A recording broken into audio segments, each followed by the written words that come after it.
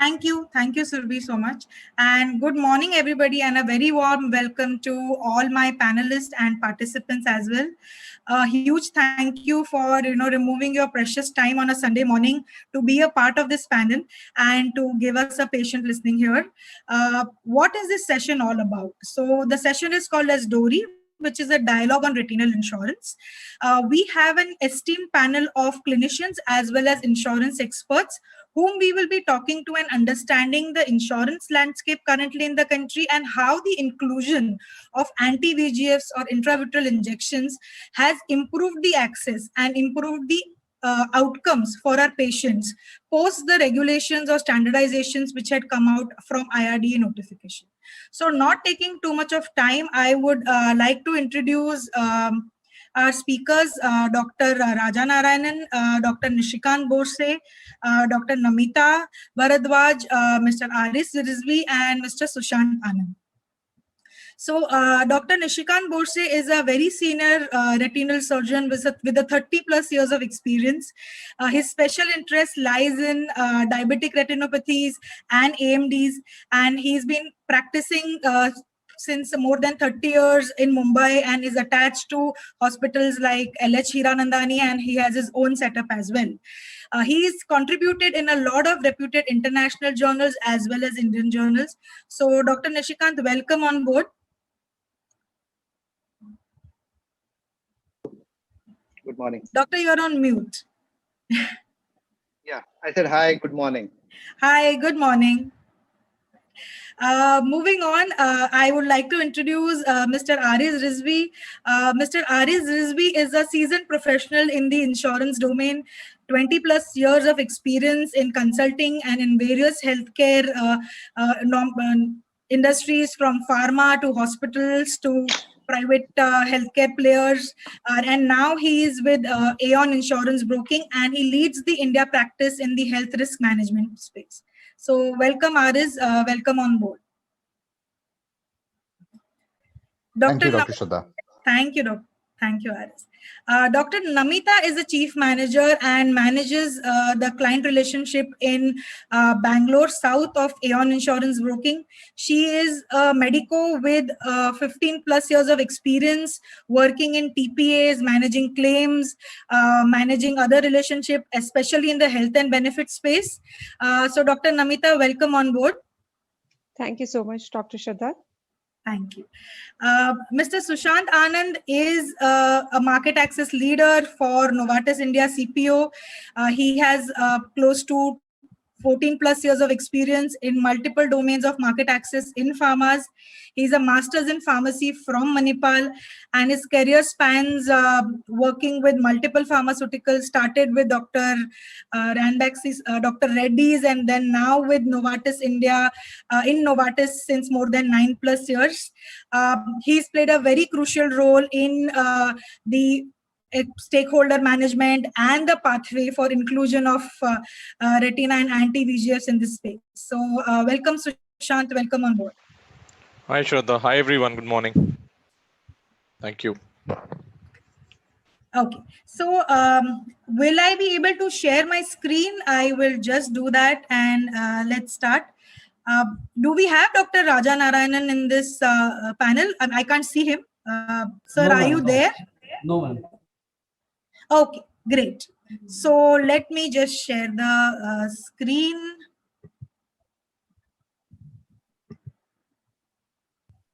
Okay.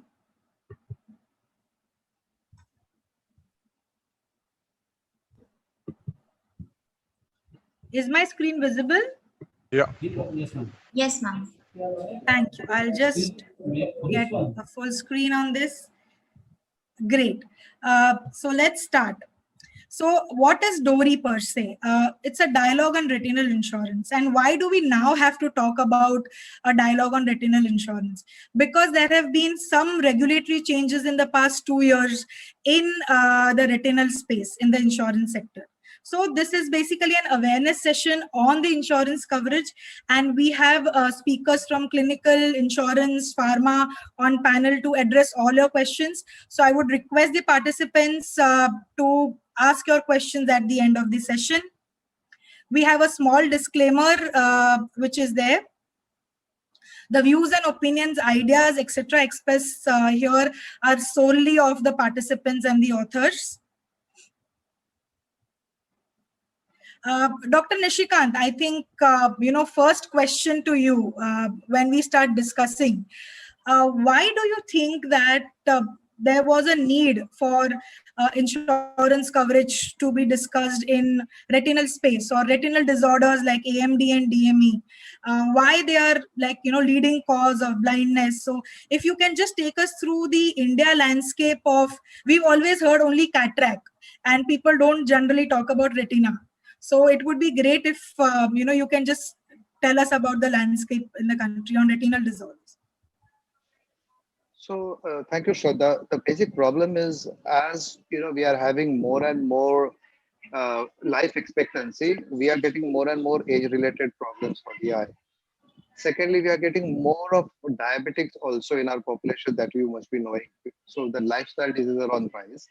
And along with that, the diabetic retinopathies and age-related macular degeneration came along. And the incidence of these is really increasing. Like I can say that amount of this we saw, incidents I saw when I was a resident, I'm seeing much more prevalence of the DMEs or the age-related macular degenerations today. All right. Now, what happens is, unfortunately, these disorders hit a person when he has retired or is just about to retire. Okay. So, he cannot sustain the cost from pocket, okay, in order to get the treatment. And this treatment is not a one-shot treatment like a cataract. It goes on at least for a year or two. So, with all the steroids we have seen, it can go on for 2 years or 3 years or 4 years. Now, to sustain that sort of a treatment was not possible if they are not having any support from insurance. So that was the first thing. Second problem that came in is, because there was no sustainability, we started getting patients dropping out of that in the second and the third year, and thereby whatever visual gains people had got, that started going off. So people actually started losing faith in the treatment. But the treatment was very clear that it has to go on for a longer time. And then, if you drop out on the second and the third year, the quality of life goes down, and it's a big psychological impact for that person. And he has got much more amount of active life left in front of him, even after the age of 60 or 70. So that goes into more of a depression for the person. And also the risk of falls and the associated comorbidities become more when the patient's mobility is hampered. So you can imagine a DME person whose vision is less cannot go out for walks. He can't go out for walks. He can't do anything much. So his sugars go haywire. His sugars go haywire. The whole systemic thing goes haywire. So it all hinges upon one another. And finally, most of the patients, used to feel that I have paid my insurance dues for my whole life. And so today I expect the insurance should support me. And that's where it comes in very important that, insurance support for the vulnerable people at that particular age was very important. Dr. Nishikant, just a follow-up question on this. Generally when we talk about retinal blindness or blindness per se, which is reversible, we generally, overlook upon the associated mortalities and morbidities because of it. So I think falls because of vision impairment is a huge concern in the area of mortalities, especially for elderly population, when you have bigger bone fractures which happen, or even for that matter, they are confined to their homes because of vision impairment and can't go out and be social. So is there one big concern which you look at, and that also needs to be addressed in patients and counseled as well? Yes, Shraddha, definitely. So look, we need to have a holistic approach to the patient and not look at his eye itself. But, if you evaluate the general psyche of each and every person, they accept the fact that, okay, now their legs are weak and they can't walk fast. Okay. They accept that, they can't hear very clearly. Okay. So the level of acceptance is there. But when it comes to the eyes, the level of acceptance that the vision is falling is not there, because the need for a good vision is very, very much there till the person's last day of the life. They want to be active through the vision all the time. Now, what happens is your vision goes down, and along with the vision going down, your mental health suffers, your physical health suffers, and the whole person, his he starts having a very low esteem about himself because he starts feeling he's dependent on someone else rather than being independent.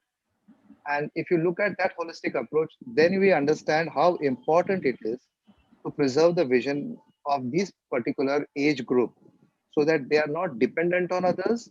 They have their independence and they have the choice to maintain their health. They have to maintain.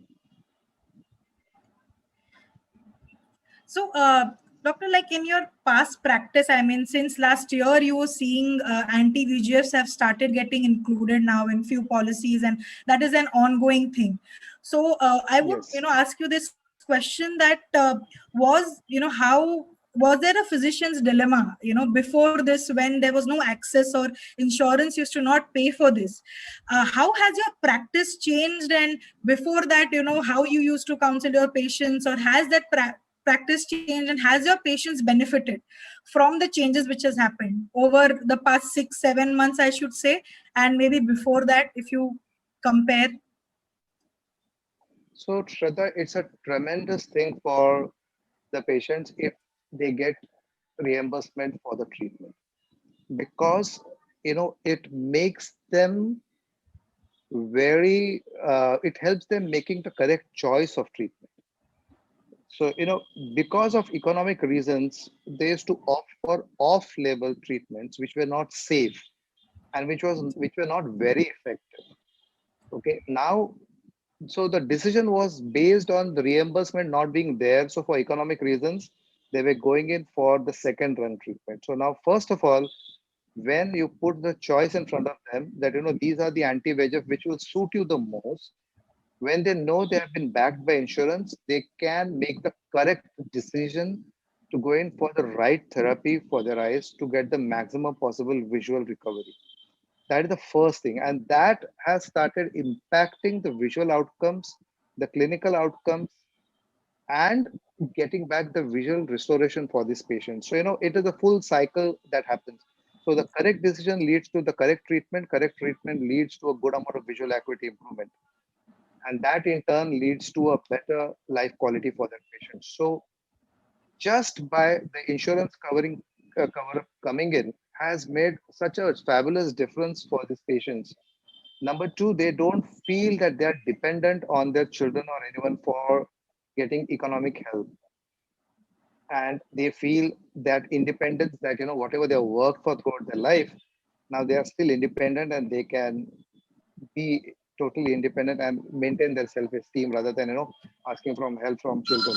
So even if people are not really very much, they may not get help or something like that, but still it is in everyone's mind to be independent, and to maintain their dignity. So that itself also helps. So there are so many facets which have opened up to the patients just because they have started getting reimbursement. And in the last 6 months, it has made a tremendous difference for our families. I guess I absolutely agree with you, Dr. Nishikant, on this, because I see a case close to my heart. My mom is diabetic and has DME. So there is a psychological safety net now, So now she's willing to discuss options which are long-term and cost-bearing. Before which she used to say, no, let it be, I can manage. And, why I need to go every other month for my OCTs, or why I also need to think about an anti-VGFs before this. But I guess, yes, that psychological safety has been created in a lot of patients because they have now access to reimbursement. So I would agree with you on this completely.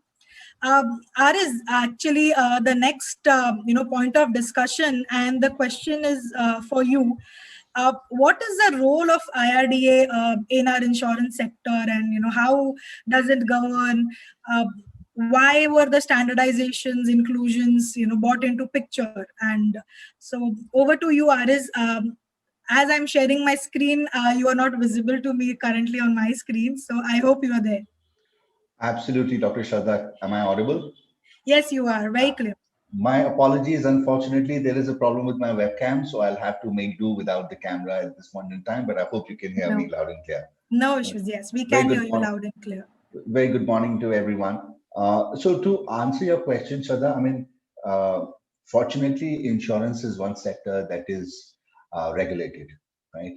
And with any other regulated industry, insurance industry is managed by Insurance Regulatory Development Authority of India, which is basically an autonomous institution which was established in 1999 by an act of parliament called the IRDA Act. And the role of the regulator is to essentially, I'm not going to go point wise, but essentially it is to manage and promote the growth of insurance industry in India in an orderly manner.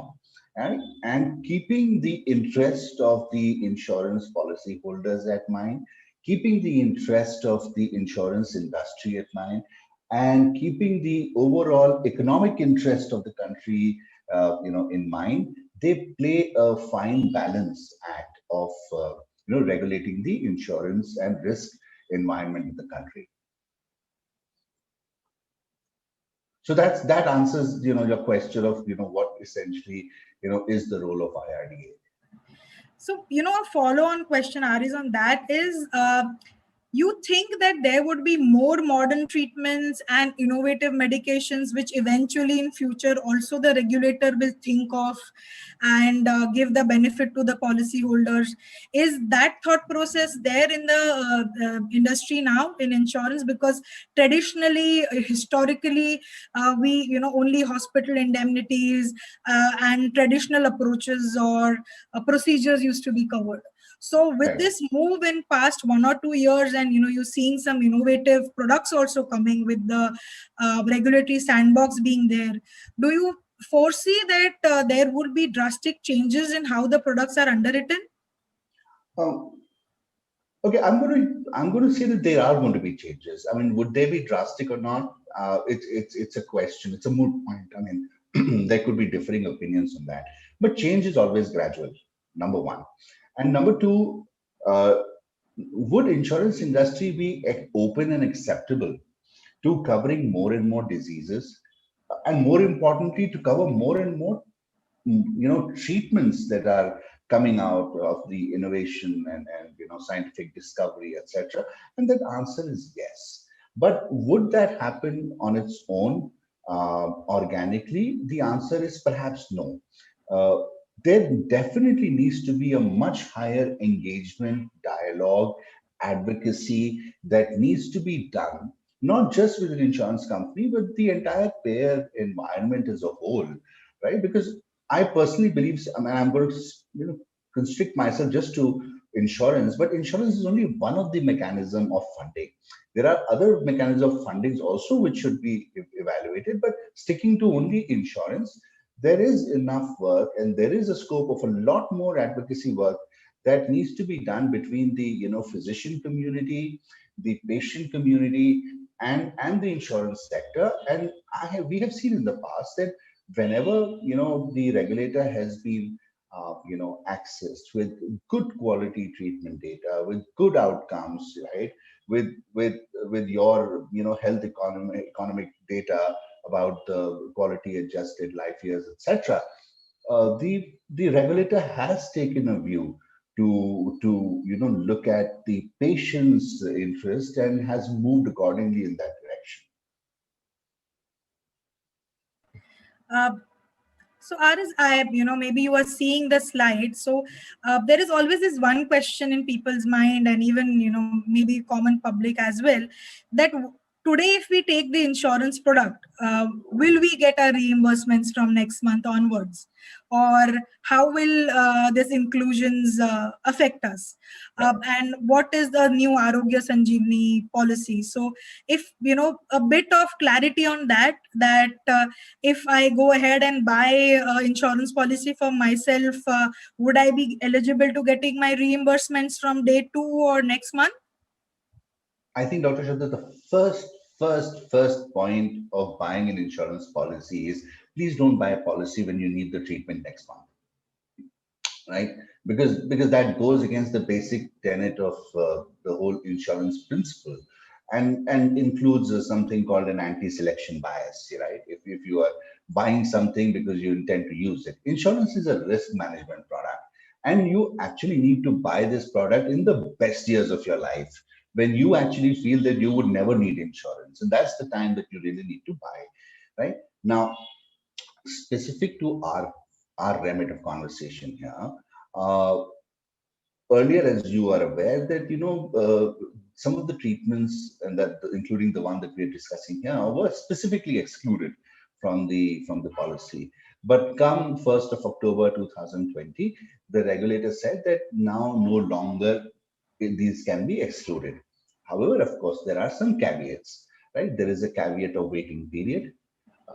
There is a caveat for any existence of pre-existing disease, and those caveats are very clearly outlined in the policy wordings. So, therefore, any consumer or policy holder that buys a policy should go through the policy wordings of the product that they are buying very, very carefully, ask a lot of questions from the agent that they are buying it from, or from the company they're buying it from, right? But yes, now today, most organizations and most insurance companies are basically covering up to 50% of the sum assured there for age-related macular diseases. And we've done that exercise, so you're aware of that. Yes. So I guess Aris, the insurance market is divided with the group players, the corporate insurance piece, which is employer sponsored, and in the retail space. Right. So we've seen that in the past 6-7 months, with help of you as well as the industry experts, that yes, the retail policies have started including those wordings, even in my personal space and otherwise. So which is a good move as such. And yes, you already covered that 50% sum insured is what maximum products cover. I would want to ask you that what does an insurance company look for? Now, yes, the inclusions are in place. What are the factors they will look for to go ahead and have the reimbursements, to be given, or it should be smoothened? Right, Dr. Shraddha. So I think this, number one, we've discussed this during the last session with Dr. Raja as well, right? I think the most important thing is a, a clear treatment protocol or a guideline, right? That is, if not completely uniform, but there has to be, some sort of a directional guidance towards, what a treatment protocol essentially is. And I'm not restricting myself just to the, AMD treatments, but, any treatment at large. The challenge what happens with such claims that come in to an insurance company is that if they don't see a predictable pattern, right, then there are questions asked for, clarifications sought for, and that unnecessarily sort of prolongs the entire period between the claims and the reimbursement, etc. And even if it's so cashless, there's a lot of back and forth that can go into it. So that's certainly number one, right? Second thing is, and corollary to that is also the fact that these are newer treatments. A lot of times, processing companies like the third-party administrators, their claims team may not even be aware of the treatment methodology, treatment treatment protocols, and therefore there are sometimes incorrect injections, etc. So a bit of intervention and training there definitely would help. The second aspect that I would want to seriously touch upon in the order of importance is the clarity of documents and diagnostics, right? Like, for example, is there an OCT report attached or not? How reliable that is? A clear discharge summary. By mistake, I think I had joined the other link, and we were happening to hear a few conversations there. And I believe it's a big problem within the physician community itself when, a patient ports over from one physician to another physician, that, the case history isn't really written well. Sometimes it's just scribbled, sometimes the medication is just scribbled, right? So I think that is very, very important. See, ultimately, an insurance company, as long as it includes R is on that point. Sorry, but I would like to pull Dr. Raja Narayanan in. I think I see him, he's joined. I missed him at the start of the webinar. Dr. Raja Narayanan, am I audible? And there, yeah. Yeah. All right. So, Dr. Raja, I think you've been the torch bearer, and I would say a person who has worked tirelessly for years together to get retinal diseases under the insurance piece and improve the access. And so, I would really want to ask you, the history or the kind of work which has gone through, or the years of efforts which we've put, some experience sharing, and now post the inclusion, the behavior, the physician's prescribing behavior, the documentation behavior, all over to you. Who better person to answer this for me? Thanks for your kind words, but I don't think I have done it singularly. We have Sushant, Sanchit, a lot of people have helped in this. But when it comes to insurance, we need to actually look at various aspects. First thing is, as you mentioned about documentation, the physicians definitely have to improve. In India, unfortunately, even now, when you go, a patient comes, it's very difficult for them to, in fact, tell another doctor what happened, what the doctor saw, what was advised. They say, I don't know, I was advised injection, that's it. And if you have this kind of documentation process and you go to insurance, no insurance company would get involved in a big way to provide health insurance, because they are looking at massive losses otherwise. So definitely insurance, while we all know the good side of how it can benefit, there are some discipline action which is required from the providers so that everyone benefits, the patients also benefit. And in that regard, I would say documentation, a uniform documentation, as Mr. Aris pointed out, that is extremely crucial, so that we have high value care. Now, there are various ways in which insurance, government, when we talk about insurance, not just private insurance, including national health authorities, Ayushman Bharat, the state government schemes, someday will have to come to this point that they are losing money. They don't know where the money is going. And they will ask for documentation or guidelines. Tell me, when is the best time to treat? When is the time you give up? You say high value care, low value care. High value care at low cost is what everyone will try to achieve. So let's say for intraretinal injections, it's definitely OCT is one of the ways to document. Make sure that there is fluid on OCT and the date is properly mentioned. It's filed during the claim process. That's one signal which is a key important decision maker also. But other than that, legal documentation of what's the vision, that the patient has been advised so and so injections, so many have been received in the last X months or X years, so that all that documentation is transparent. So from the provider's perspective also, a lot of work has to improve from those people who don't have a good documentation. We know a lot of practitioners have good documentation, but insurance is nothing, it's not free. We all put in our money, patients put in their premium, taxpayers pay for the government programs. So it's our money, whatever way you want to do. Today we are talking about intraretinal injection, tomorrow it could be CABG, but it's our money we are putting in for someone else's treatment for CABG or stenting. So we all need to be cognizant of the fact that there is no low value care being provided. So just to add on that, Dr. Raja, do we see standardized clinical guidelines or standardized documentation guidelines coming from VRSI or a body like AIOC, or as a physician group? Would that be a solution, or are we looking at something like this to come out, which will help the insurance industry as well?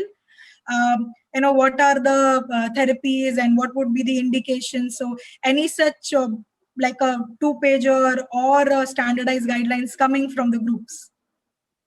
Yeah, so definitely it's a good idea, and it has to be acted on for this to sustain itself in the future. Otherwise, it will be a flash in the pan. And the future torch bearers who overcome, they will have to restart again. We don't want that. We have invested a lot of time of our life for this. And as you said, we need to take it forward with guidelines. The guidelines should be pragmatic, slightly flexible with future directions. How things change, they will vary. But it should not be a 100-page document which nobody can read or understand, and then it gets lost again. So we have to work with all the stakeholders, including TPS, insurance brokers, as to what needs to be in the document so that it is understood and broad checkpoints can be ticked off when someone is assessing claims. But in that context, guidelines will be made. So we are in progress and we are making those guidelines. But it is an important point that you have raised. So, Shraddha, can I Thank you. make one more point Yes. here? Yes, Dr. Nishikant. Great. Please, So, I know I request the panelists to please jump in and ask questions because I can't see you all. So, even Sushant and Dr. Nishikant, please go ahead. So, yeah, it is very important for all the doctors also to standardize the care, or, have a standard format to write down the line of treatment that has been advised. But on the other hand, even from the insurance side, what difficulty we face is that the claim form given to the patient is one-page general form, which sort of covers all specialties. And it is extremely difficult to put in any of the ophthalmic details in that particular form. So it's extremely difficult to express in that form itself what the patient was and why it was advised. So maybe even from the insurance side, they need to put their heads together and have a specialty wise a different, like a general claim form or a specialty claim form, and that will help to have more transparency even to the insurance people when we are filling up their forms. And based on that also, then the doctors can have a standardized treatment protocol plan mentioned in their thing also. So because even on the insurance form, it is just a vague form which is sort of for all specialties, which even includes pregnancy, trauma, head injury, everything. So rather than that, if it was, they need to put their head together and get it somewhere for specialty wise, so that it becomes easier to process for everyone. So absolutely a suggestion really well put, Dr. Nishikant. So on that, I would invite Dr. Namita. I think, you've seen a lot of claims day in, day out. I hope she's there. Dr. Namita? Hi, Dr. Shraddha, I'm there. Am I audible? Yes, you are very much audible. Hi. So, Dr. Namita, do you, first is like take us through the cashless claims and reimbursement claims, like the types of claims, and then just a bit of, do you see any digitization of this claim forms and short claims forms like ICD specific claim form, or in your corporates, huge corporates generally, I've heard of digital claims forms coming in or digitization happening. So it would be really great to listen to your perspective on this. Sure, Dr. Shraddha. So let me just start with your first question in regards to how the claims and the modalities has been to claim under the insurance policies. So typically we all know by this time that there are two ways where we can just claim. One is the cashless, another one is the reimbursement. But the most important thing is in regards to the cashless, because that is the way where actually patient can be easily access the insurance thing. And moreover, when it comes to the out-of-pocket expense, that also get reduced, because the moment the person is going for the cashless, wherein he just has to submit their insurance papers, and the hospital can just start the entire conversation with the TPA.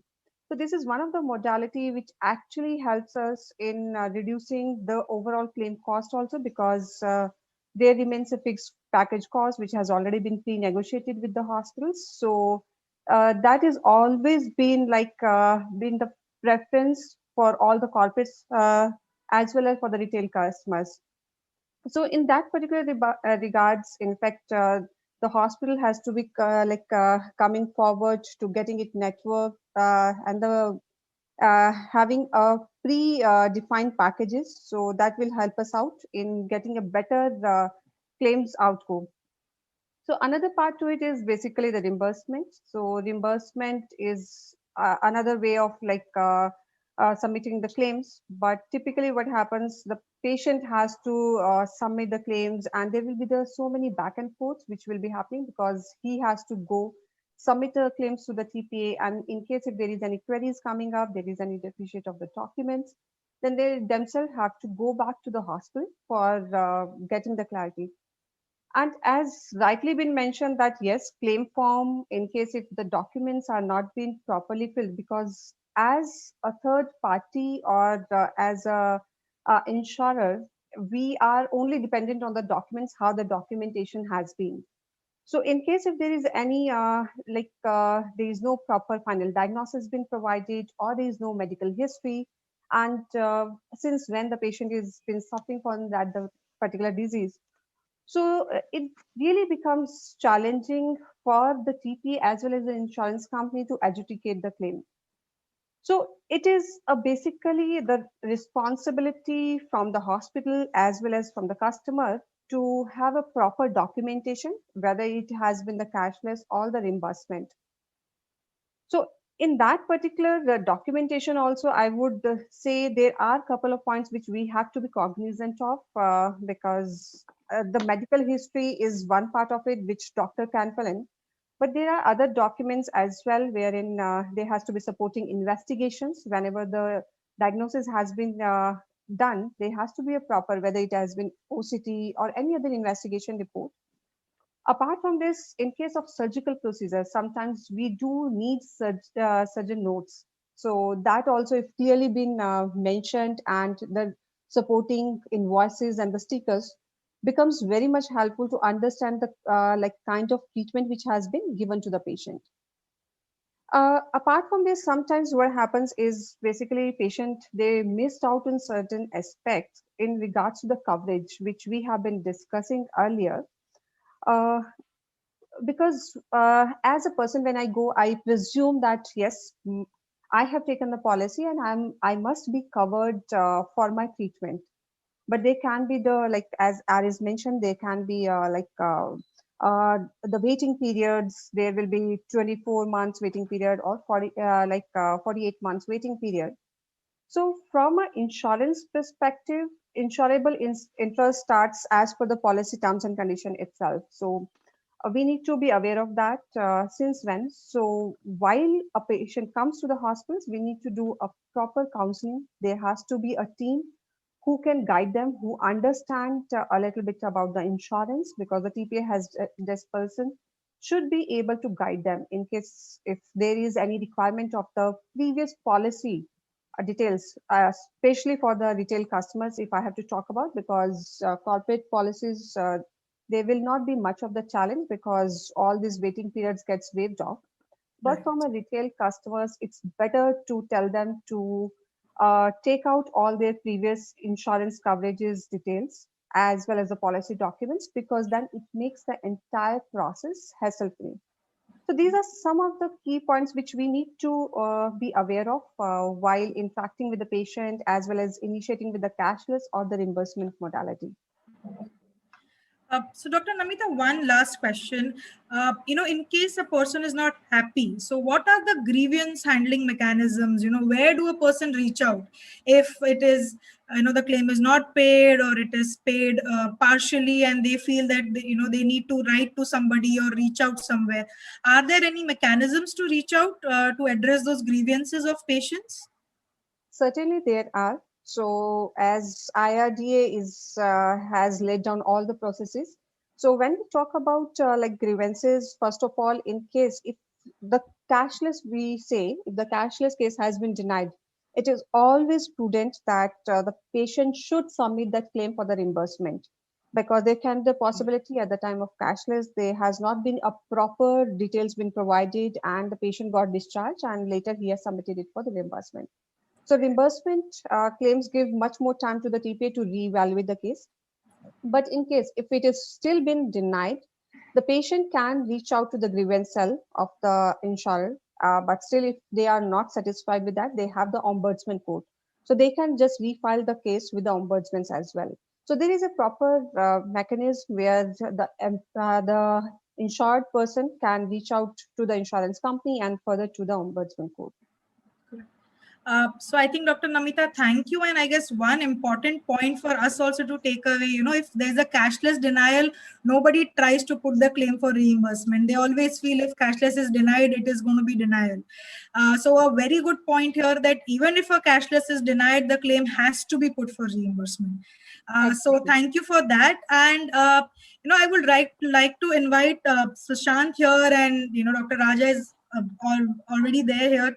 Sushant, what has been the retinal health insurance, pathway, and how is it been since years together? Like you've been in this space and worked along with Dr. Raja Narayanan here.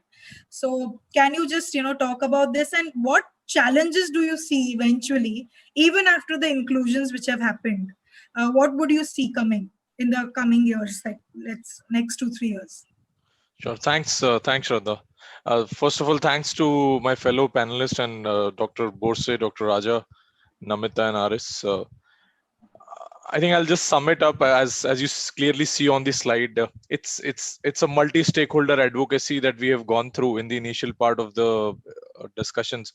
And thanks to Dr. Raja and VRSI for all the support that we received to make it happen. And as we sit today, probably I'll not go through all the details. We already saw in the earlier slides, we have a fair number of insurance or percentage of insurance products which include anti-VEGF, close to about 75% that we just saw in the earlier slide. I think it's very, very critical to focus on 2 points as we heard across the panel discussion. One is, of course, to make the approach of change management, make the right stakeholders aware about what needs to change so that it maximizes and reaches to benefit maximum patients. And I see it from my end, maybe an analog going back to cataract. We heard Namita speaking about cashless and reimbursement claims. I think if we get to a zone with the change management we do from the coverage that we've seen about 9 months back to get into the zone of a cashless procedure wherein the physician as well as the patient both get the right level of confidence, and there is that really limits the need of the paperwork and to and fro for patients to get the confidence. So I think what will, or I should say has changed is, of course, we have seen the coverage with effect from 1st October 2020 across all the policies, which is about 9 months back now. Now with the development, we've seen the standardization of the procedure that is even included in the GIPSA procedure list, which is the 4 PSUs or the General Insurance Public Sector Association. And that's a big step way forward, even towards possibly getting this into the remit of Ayushman Bharat at some point of time over the course of next few months and not years, I also very specifically.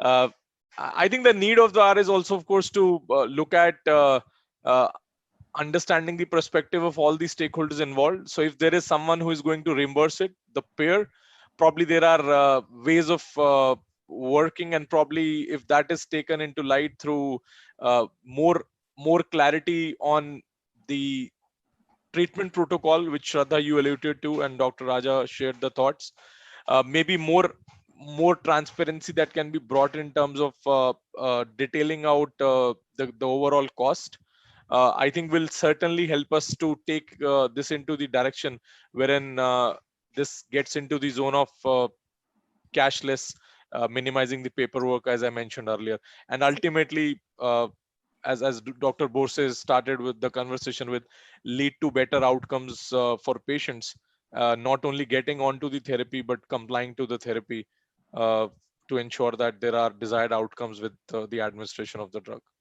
Thank you. Thank you, Sushant. Thanks so much. So luckily, I can see a timer on my screen. Not maybe the participants. So I have like 6 odd minutes, and I would really like to call upon Dr. Raja Narayanan and Dr. Nishikant Bose for closing comments, like a minute or so, and then we can open for Q&A. Hopefully, I'm not overstepping, but 2-3 minutes odd, I can get a grace. So yeah, Dr. Raja Narayanan, over to you. Yeah, no, I think overall this correct steps are being taken in the right direction to create awareness among all stakeholders, and ultimately the patients will benefit. While we are happy that IRDA has approved intravitreal injections to be included in the list of procedures, but there is a long way to go overall, I would say, because these are chronic diseases and it will require many injections over many years. This is something which the payers also have to understand and factor in how they are going to deal with claims. And we need to have a dialogue with them, with the TPAs and brokers about these aspects. And as you mentioned, guidelines are very important. And also to understand from their perspective, what are the kind of documentation, checks and balances which they would like to have to make it a strong but efficient process, and all patients who require these treatments get benefited. So I think there is still a lot of work to be done. Thank you. I agree. Over to you, Dr. Nishikant. I think you practice out of Mumbai, and the maximum health insurance policies in the country come from Maharashtra, and Mumbai being the financial capital, you would be seeing a lot of patients who come to you with the insurance policy beforehand. So over to you. Yeah. So what happens, Shraddha, like what Raja said is a very important thing, that the doctors, the TPAs, and the insurance companies, we three have to be in constant dialogue with each other and be on the same platform. So, what happens with many a times when the patient comes to us, we by default become the face of the insurance company, because we give them the documents, we sign the forms, we even assist them filling up the forms. So when the claim is rejected, you know, they look at us saying that, what have you done? My claim has got rejected. Vice versa, when it starts getting passed, they come and tell, doctor, thank you. Because of you, our claim got passed. So, we are very clear that, it is not because of us, it's your insurance company that has done it. But because of the role that the doctor plays in India, it is just not the person who's the caregiver or the treating physician. By default, we automatically become the face of the insurance company to them. So that's why it's very important to have such meetings where we, the care providers, the TPAs, and the insurance companies are in constant dialogue with each other, and we sort of provide or give the same face to the patient. So there has to be an agreement with us that these four things are very essential, and if these four essential things are given, then it should be like no questions asked, everything goes through smoothly. And that is where we have to work to come to an agreement. The second problem that we face is like what Raja said. This is not a one-off treatment. It becomes like for a very long time. And that's why we also have to understand, or make the insurance company understand, that this is a long-term process. It is something like a chemotherapy which is given to the patient on and on. So, we really need to work on that phase. So I can see the Q&A coming up. So I'm going to shoot the first question straight to Namita. Okay. Please go ahead. Namita, I wanted to ask you, you said there is a very clear pathway for a patient to address the grievances. Now, I have come across cases where they have gone up to the ombudsman, and then the ombudsman said, okay, 40%, 45%, 50%, as an agreement between the value to be sort of settled between him and the insurance. The patient is still not happy, and they want to scale it up further. So once the ombudsman has given his word and he's sort of settled it with a balanced settlement, and the patient is still not happy, is the road still open for the patient to do something further, or he should accept that just as the way it is given by the ombudsman?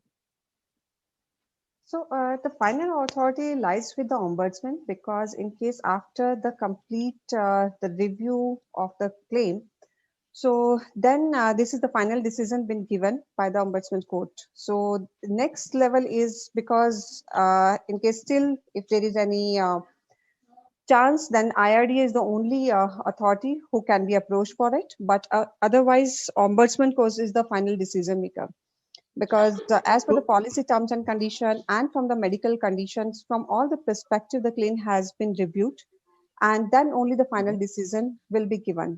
So that is how it goes, and that's but in case if the insured member still feels the claim settlement is not in order as per the my policy terms and condition, then the only last resort is writing back to the IRDA, and then again it can be approached for.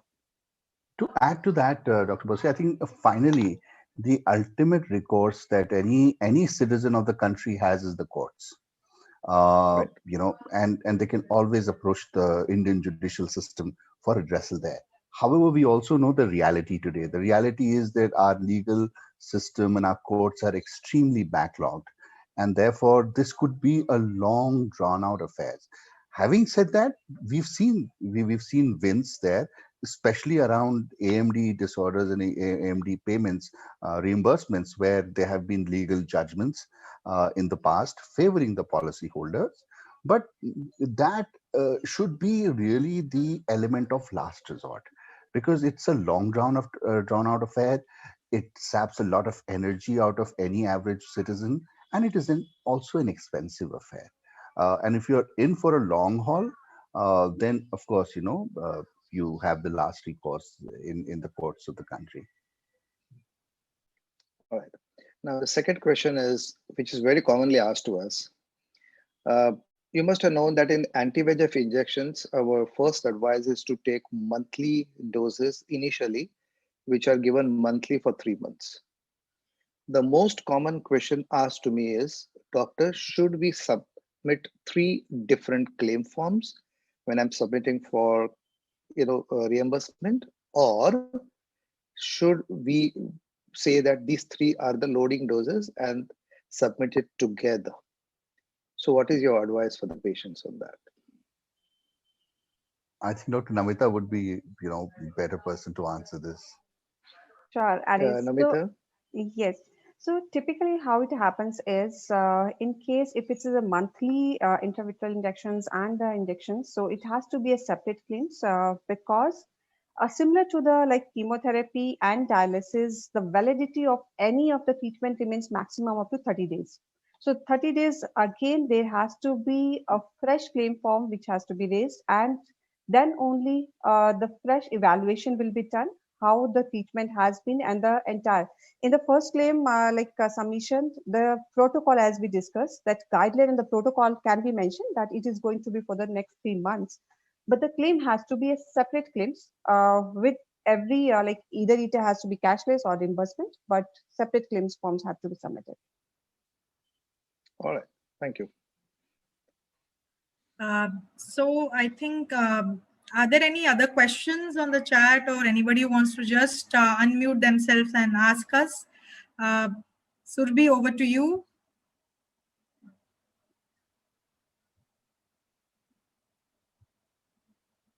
Okay, ma'am. I guess, yeah, there are no questions even in the chat box. Okay. And ma'am, what about the speaker? Or are we done with the session? So yes, we had a hard stop at 12:30. So we have 3 more minutes to go. And I guess, thanking all the panelists. And if there are no questions, uh, I would, like to call it a close.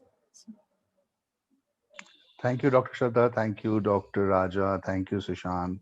Thank you, Dr. Bose. It's been a pleasure interacting with Okay, all of ma'am. you. Thank you, Shraddha. And I request you to, keep on having such dialogues between us and the insurance providers so that we have a very clear pathway to help our patients to stick to their therapy and get a better reimbursement.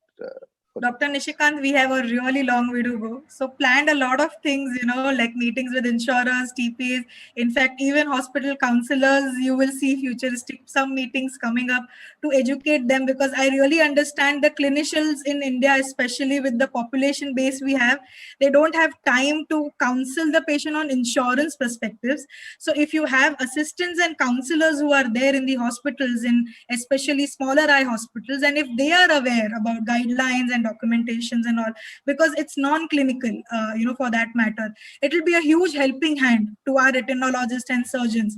So one of the thought process we had is, yes, there is a gap, and if this education is done to the counselors, who then can educate the patients for having a documentation process in place.